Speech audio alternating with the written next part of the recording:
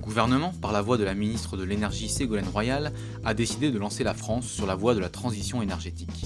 C'est-à-dire la transition entre un système de production basé en grande partie sur les énergies classiques, le pétrole, le gaz, le nucléaire, à un système basé sur les énergies renouvelables, solaire, éolien, hydraulique et surtout moins gourmand en énergie.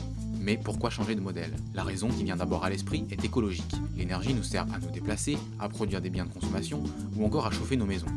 Pour cela, la France consomme en moyenne 156 millions de tonnes équivalent pétrole chaque année. Et tout cela produit des gaz à effet de serre.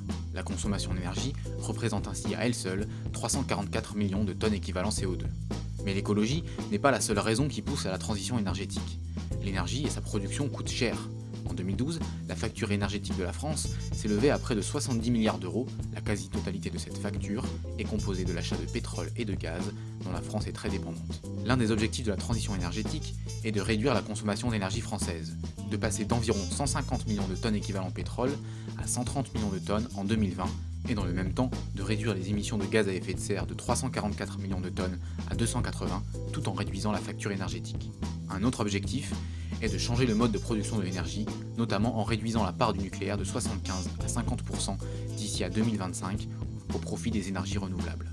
Le gouvernement veut aussi s'attaquer au gaspillage d'énergie. Par exemple, dans le secteur du bâtiment, il souhaite rénover 500 000 logements par an d'ici à 2017.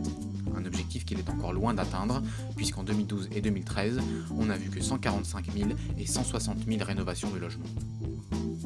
Quant au transport, qui pèse à la fois le plus lourd économiquement, 35 milliards d'euros de facture énergétique, et écologiquement, 26% des émissions de gaz à effet de serre, les objectifs restent encore flous et peu chiffrés. Il s'agit avant tout de développer le fret ferroviaire et fluvial et les voitures électriques.